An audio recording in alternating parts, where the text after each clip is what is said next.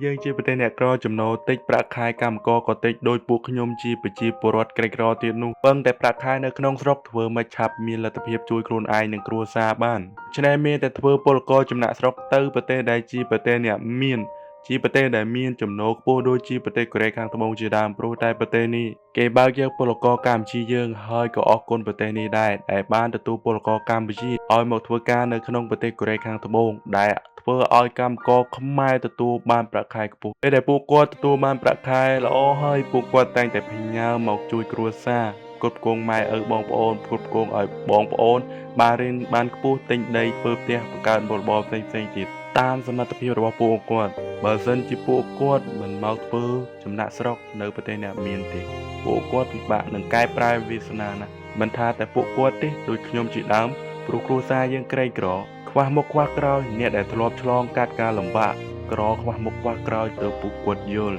ហើយក្នុងនាមខ្ញុំជារៀមច្បងដែលបានមកធ្វើការនៅក្នុងស្រុកនេះបានឆ្លងកាត់បទពិសោធន៍ជាច្រើនខ្ញុំសូមលើកទឹកចិត្តទៅកាន់បងប្អូនដែលមានបំណងមកធ្វើការនៅក្នុងប្រទេសអ្នកមានពេលបានមកធ្វើការនៅប្រទេសគេហើយកុំលងខ្លួនជាមួយរបស់ប្រេនបងធំបងតូចចាយហឺហាលងនឹងភ្លើងពណ៌ហក់លោតខុសរបៀបប្រយ័ត្នត្រឡប់ទៅស្រុកវិញអត់មានលុយសល់អត់មានសល់អីប្រយ័ត្នសល់វិបេសេរីខ្ញុំនិយាយបែបនេះមិនមែនតែចង់ដាស់តឿនបងប្អូនទេគ្រាន់តែឲ្យពិចារណាព្រោះសិទ្ធអ្នកទាំងអស់គ្នាទេការនិយាយបែបនេះរបស់ខ្ញុំគឺសិតតែបទពិសោធន៍ពិតៗមិនចេះតែប្រឌិតទេព្រោះប្រទេសនេះយើងមករកលុយជួយគ្រួសារជួយខ្លួនឯងដូចខ្ញុំនិយាយពីដើមអញ្ចឹងយើងមករកលុយមកសន្សំលុយទៅស្រុកវិញបើកមុខរបររកស៊ី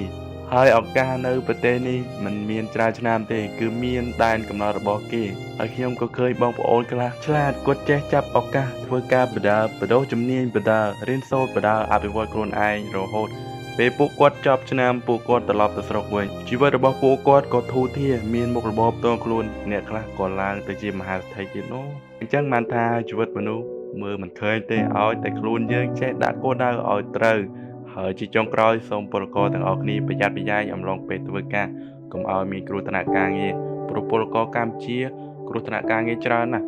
មិនថាប្រទេសកូរ៉េខាងត្បូងមិនថាប្រទេសដទៃទេមួយទៀតសូមហូបចុកឲ្យគ្រប់គ្រាន់គេងឲ្យគ្រប់គ្រាន់ថែរក្សាសុខភាពផងកុំឲ្យឈឺព្រោះពលករខ្មែរយើងគេងស្លាប់ច្រើនអរគុណជួបគ្នាក្នុងវីដេអូក្រោយ